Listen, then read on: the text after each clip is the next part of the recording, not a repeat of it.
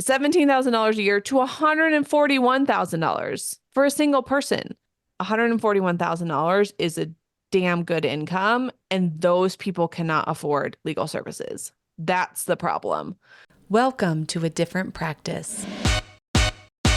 We're your hosts, Lauren Lester and Jess Bednars, and we're obsessed with all things business, well-being, and optimizing the practice of law for solo and small firm lawyers. Lauren started her solo practice right out of law school, built it from the ground up, and now works 4 days a week while earning well over 6 figures. Jess approaches the profession as a whole to identify opportunities for growth and help implement systemic improvements. We're here to share tangible, concrete tools and resources for ditching the legal profession's antiquated approach and building a law practice optimized for growth and enjoyment. Think of this as grabbing coffee with your work besties mixed with all the stuff they didn't teach you in law school about how to run a business. Pull up a seat, grab a cup, and get ready to be encouraged and challenged. This is A Different Practice.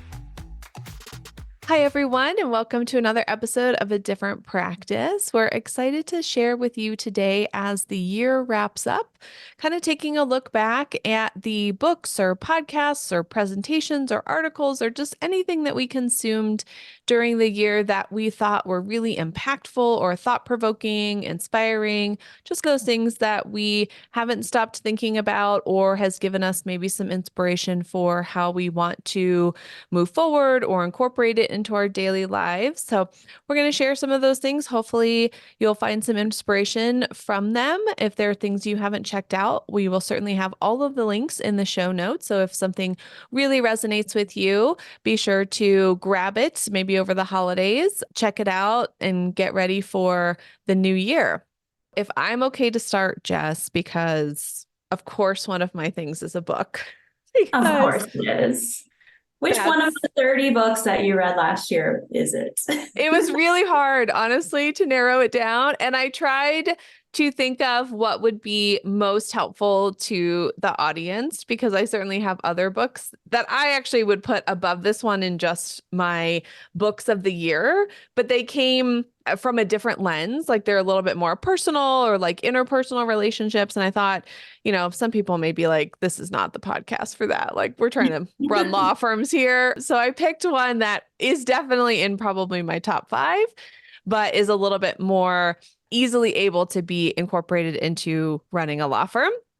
So the book that I honestly have not stopped thinking about, I read this recently. I took an actual vacation, which for folks who have kids understand that means my kids were not with me. It wasn't a trip. It was a real vacation to Boston with my best, dearest friend from law school. And I bought this the day before I left, and we were there for a weekend, and I read it by the time I got home.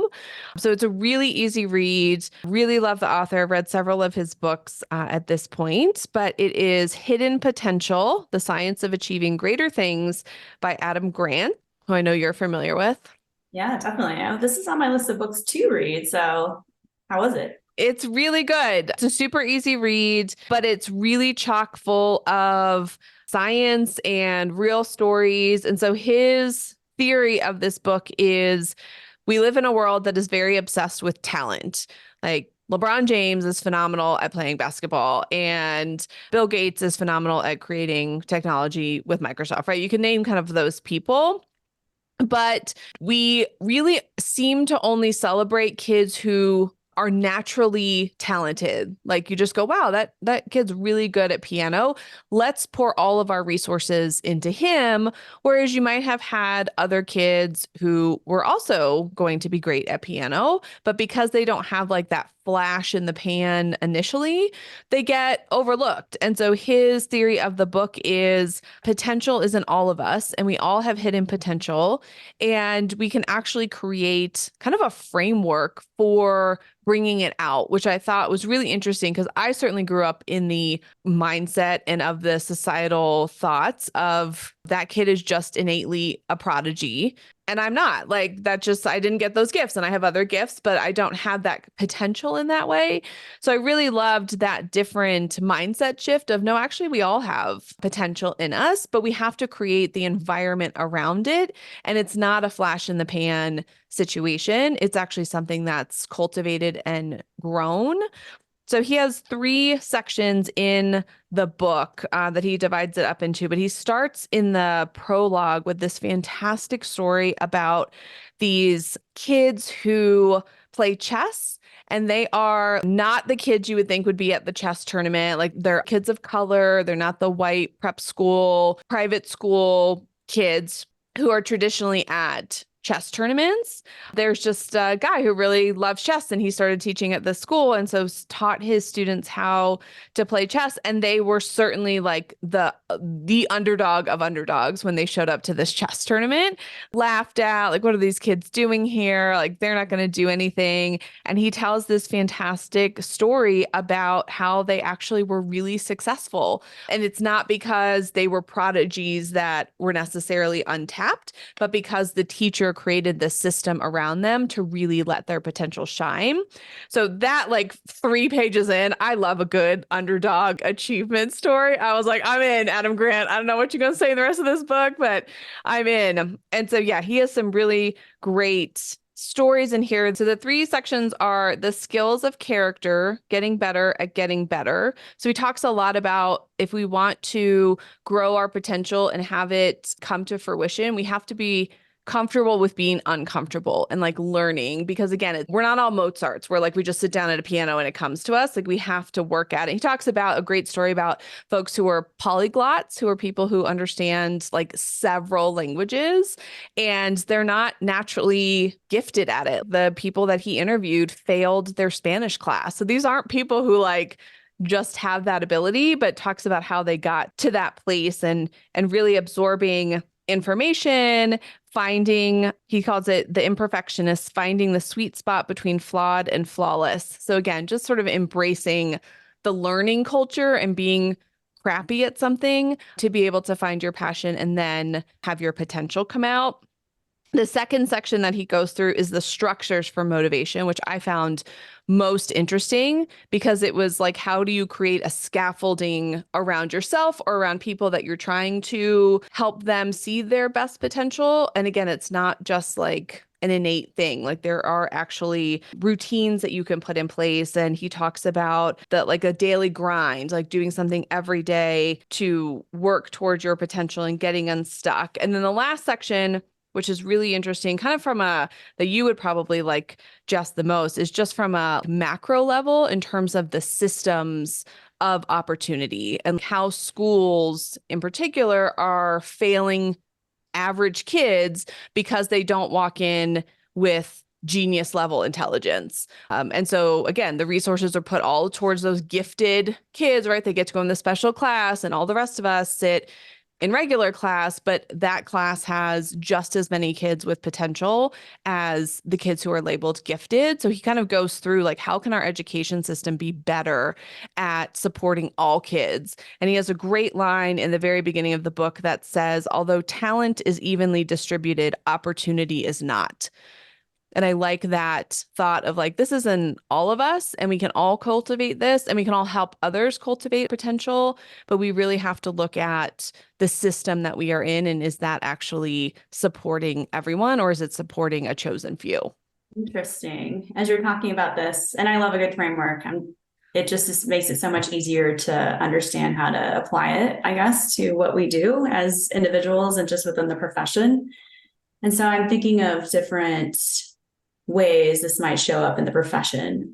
I don't know. How do you think it looks? I obviously legal education came to mind. I'm also just thinking after we graduate from law school, how we train lawyers. Do we provide everyone the same opportunities? What do you think that looks like? I certainly was thinking a lot about law school and the structure of ranking students. And if you're in the top 5%, you're going this way and people are looking at you. But if you're in the bottom 30%, I don't know, good luck. I mean, I don't know what they say to those students, like, good luck. We hope we see you on the other side.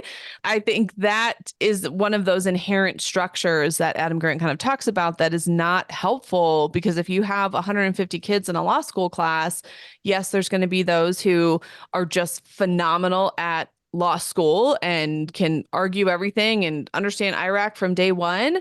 But the rest of us in that big pool have other hidden potentials that are just not cultivated because they're not the norm. So yeah, I think law school does fail in that way, because if you're not in that top 10%, you kind of feel like I'm not going to be that great of a lawyer. And that's not true, as we've seen. And out in the profession, there are folks who are phenomenal at what they do, and they probably weren't in that top 10%.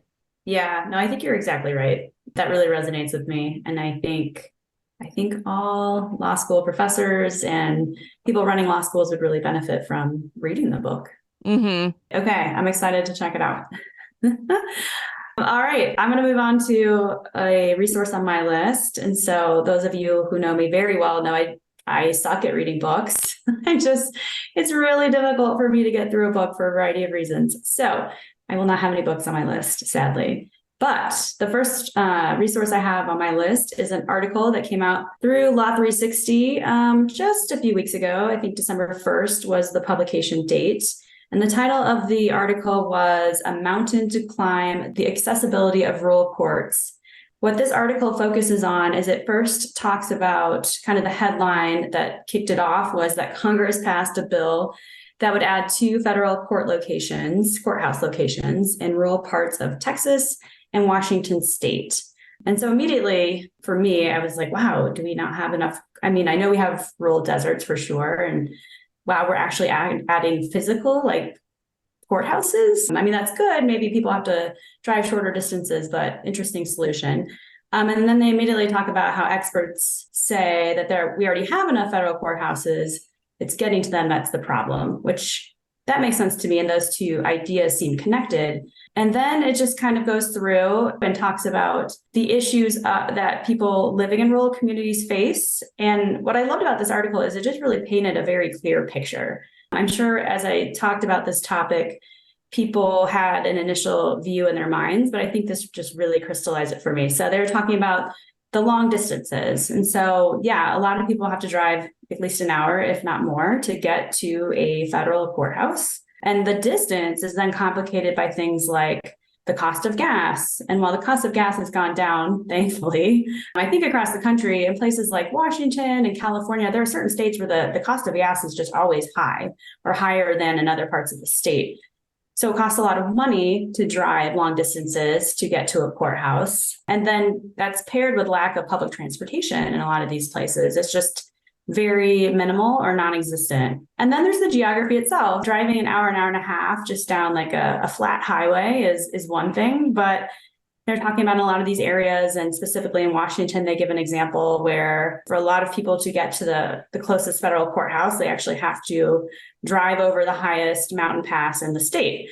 And so that's pretty different. That adds a lot of stress. That's just a more dangerous driving situation. When you pair that with potential weather, it snows in Washington. So now think about having to drive over that pass if it's even open when the weather is really bad. And then they talked about kind of a side issue with jury trials. So like if you want to have a jury trial, for example, in that courthouse in the winter, it's really tricky because you got to make sure you have enough people there. So they send those requests out to a larger population just to make sure they end up with enough people in the end. And then they add on wildlife, which we live in Colorado. This was not surprising to me, but if you live in New York, you might not think about these things. Like, so, when you're driving in some of these more rural areas and there's a moose in the middle of the road, hopefully you don't hit it, but you might. And then also you might have to wait for the moose to move, whatever. So it's really just difficult to get to a federal courthouse. And just having those stories, I think, really illustrated the difficulty to me. And then they talked about, okay, well, maybe these folks, they could hire a local attorney to handle these cases instead. And sure, they could do that. But again, because of the difficulty in getting to the courthouse, then the cost of hiring that attorney is higher because those attorneys then have to spend that time to actually get to the courthouse. And so they still kind of bear that burden that way.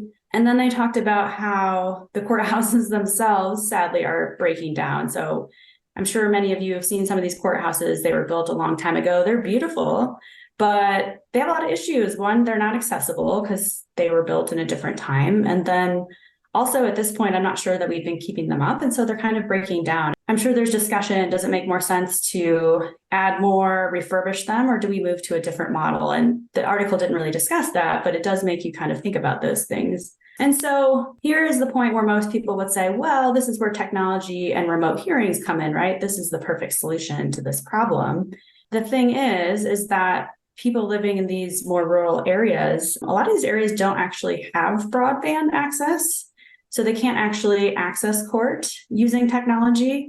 And even if they do, a lot of times it's really expensive, like more expensive than it is in cities and more urban areas. And so I think the assumption is that everyone has access to the internet, and that's not actually the case. And so they cited some research that bears this and talking about how also most self-represented litigants, so people end up coming to court and representing themselves, would actually like to come to a courthouse if they could, because they really want to access the resources that the courthouse has and talk to human beings. I think they called it the big lie that technology would be this solution, but for many reasons it's not. And so how do we serve people living in more rural areas? And I thought this was a good topic, or at least point to bring up on this podcast, because we may have some listeners who want to serve people in more rural areas, or maybe who live in more rural areas and hearing this, and hopefully this resonates with you.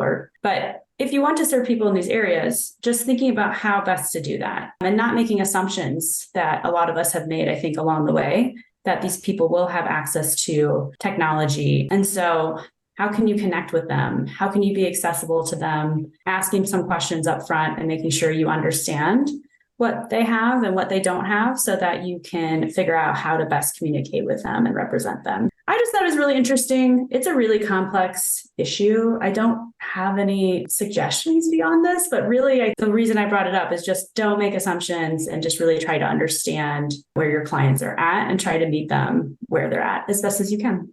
That's a big takeaway, that I feel like we talk about this issue, and I'm guilty of this, from a urban center.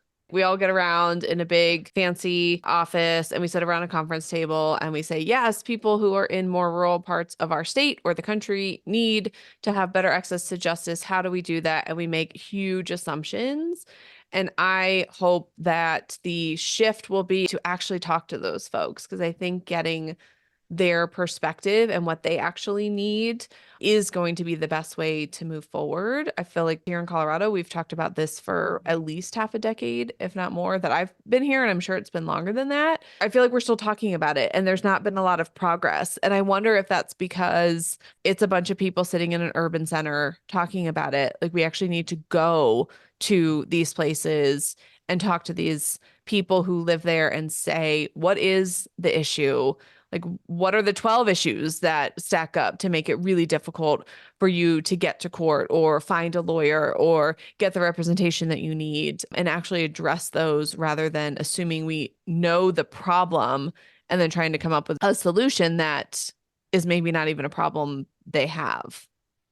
Yeah, I think that's a really good point. And there is research on this issue. I don't know if there's research specifically with respect to Colorado. I wouldn't be surprised if there was, but there are many researchers across the country who research this specific issue. And I think a lot of times some of the challenges are the people in these groups discussing these issues aren't aware of the research. And just starting with the research would be a really good starting spot. Yeah, absolutely. And I'm going to assume, again, speaking of assumptions, hopefully not wrongly, that this is focused on federal courts, but my guess would be that this same idea and principles translates to state courts as well. There's definitely self-represented litigants in federal court, but a majority of them are in the state courts. I'm going to guess that there's not a specialness to federal court, that these same issues aren't the exact same things that self-represented litigants in state court also face. Yeah, I think you're exactly right. I don't know the numbers of federal courts versus state courts. I would imagine there were fewer federal courts, although I could be wrong about that. But yeah, I think all of these same ideas and challenges still apply, sadly. Kind of a downer. Sorry. Downer resource. But like, such an important one. I mean, we can't bury our head in the sand, because it's a really complicated, tough problem. There's not going to be a silver bullet to it. I mean, again, we probably all naively thought, oh, great, we'll just do remote hearings and that'll fix it. And that's not going to fix it. Though I think that it's still an important issue to constantly bring up, even though it makes us uncomfortable and it's hard and it's tricky to figure out, because if we don't, we're never going to address it. And I don't want anyone to leave this conversation with the takeaway that we should no longer do remote hearings, because they are helpful especially in urban areas and more urban surrounding areas. I think it has been helpful to self-represented litigants and attorneys and brought the cost of delivering legal services down. It's just not a solution that works for everyone. My other resource that I have constantly come back to this year, and again, you can see where my focus this year was definitely, as I look back, on a more like personal level than a business level. But this resource has been so helpful in business because we deal with people, whether it's in a personal setting, going out to dinner, or you're talking to a client or an opposing counsel or a judge or whomever, we're still dealing with people. And so earlier this year, I came back across the Enneagram, which is I don't really want to call it a personality thing. It's a system of identifying 9 different types of people and how they all view the world and interact with the world. And the goal that I really do think the Enneagram's purpose is for all of us to be more compassionate, not only to ourselves, but to others. And this is more of an ancient approach to differences in people. It's been around for thousands of years.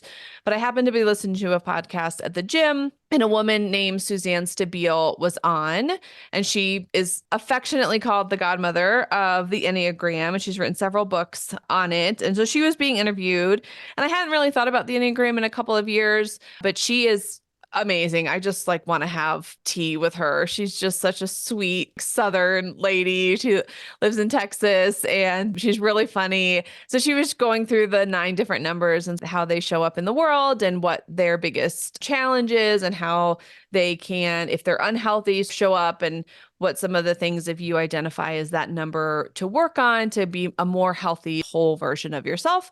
So once I heard from her, I thought, oh God, this is really resonating with me and really helpful. And so then I went down the rabbit hole. She has her own podcast, which is called The Enneagram Journey with Suzanne Stabile. And I started listening to that. The episodes that I like the most are the ones where she does Q&A, or she gives a little bit more of the structure of the Enneagram. So she'll talk about like the repressed centers or centers of intelligence or the dependent stances. And so if you get into it, this will all make sense, but they're the most helpful. She also has a bunch of episodes with interviews with folks of different numbers, which I think are interesting. But for me, her just explaining the structure and the system of the Enneagram has been so helpful to just understand people more and come to a relationship with more compassion.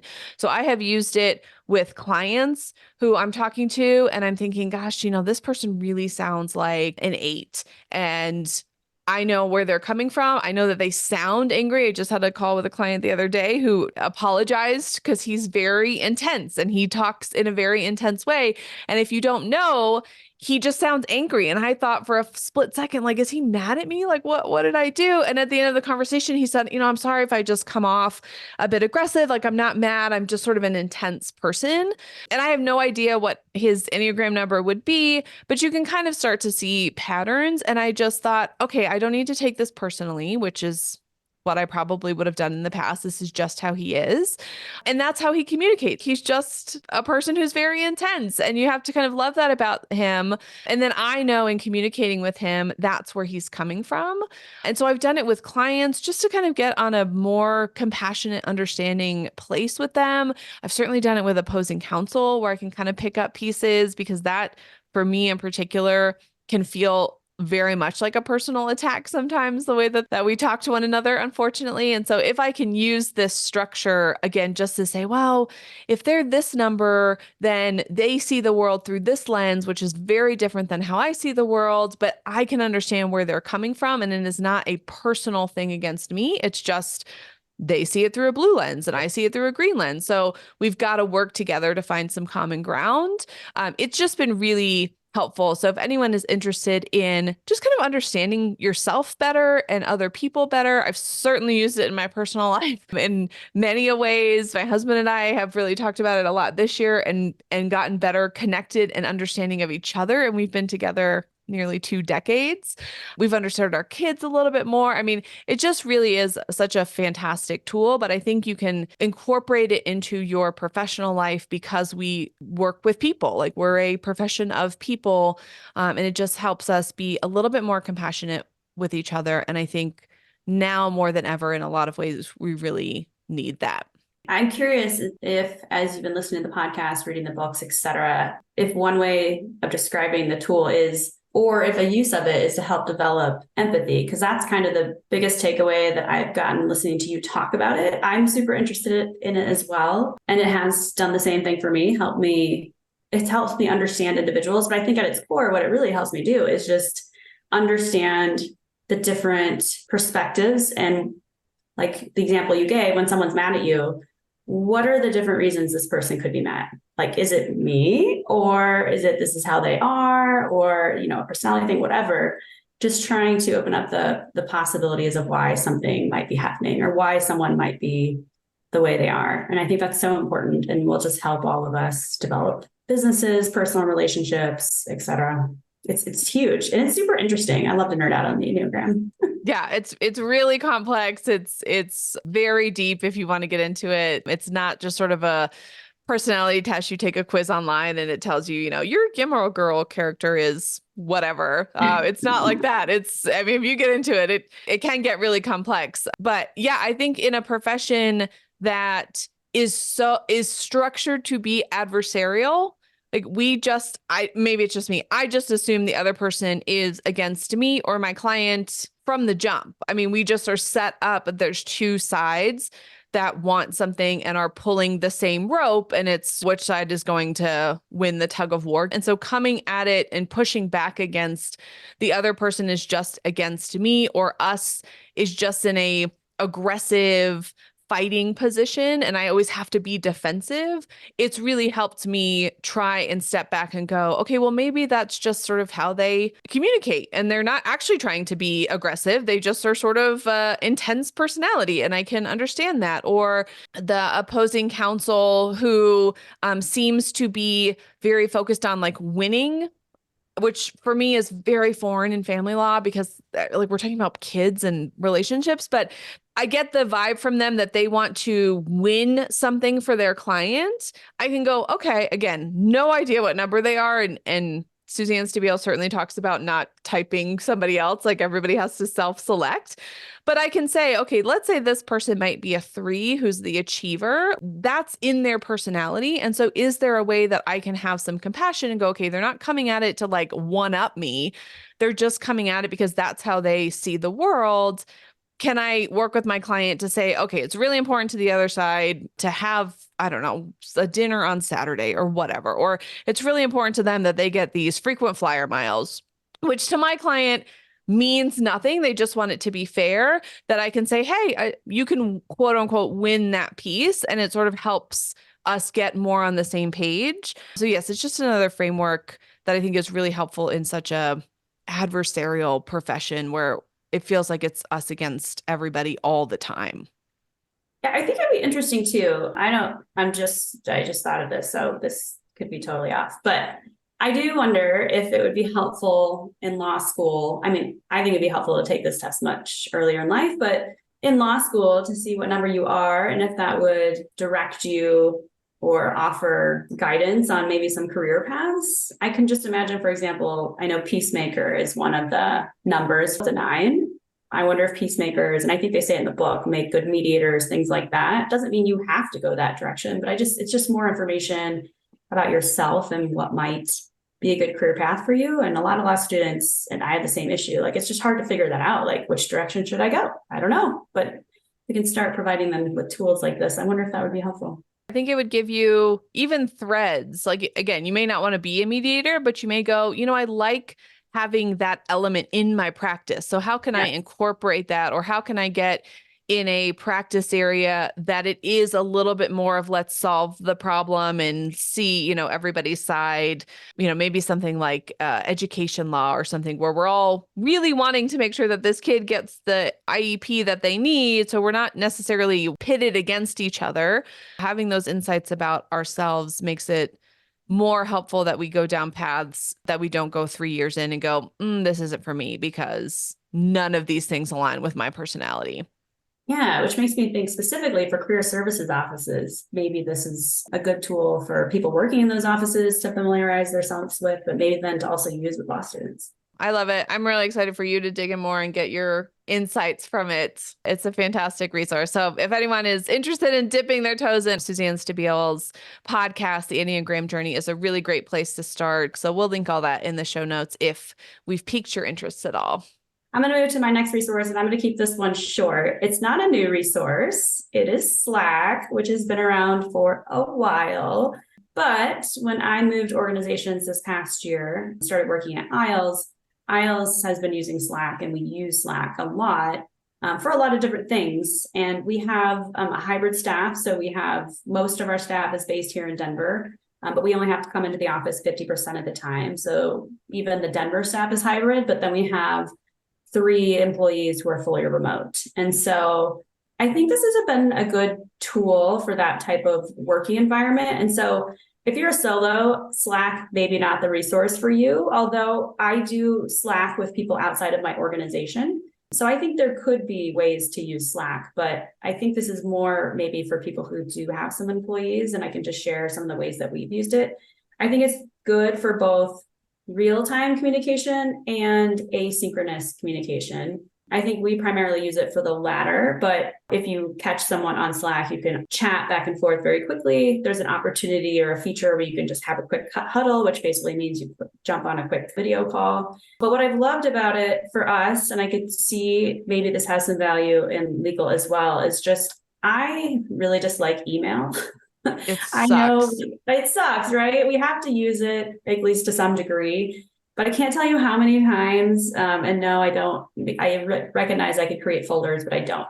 I expect Outlook to properly search my inbox when I'm looking for something, and yet it rarely does it.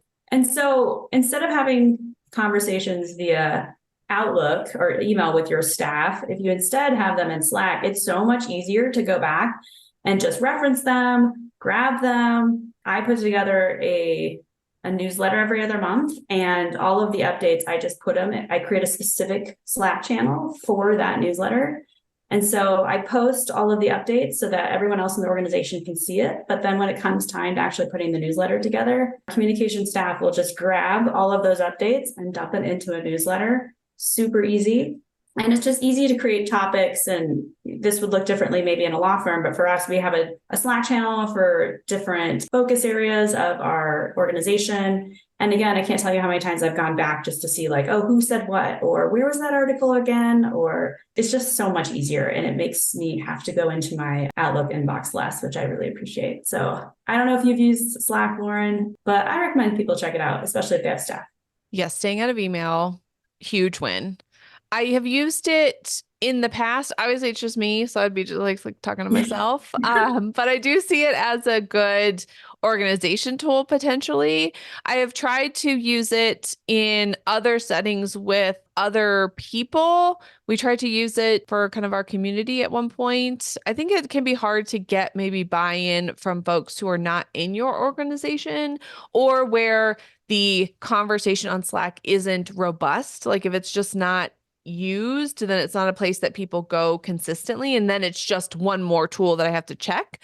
But I think if folks can use it consistently and use it in a way that's organized, yes, it's way better than email. And that's really exciting to hear that you've had a great experience with it. So if I do have the need for something like this in a kind of community setting, I think that'll be the first one that I check out.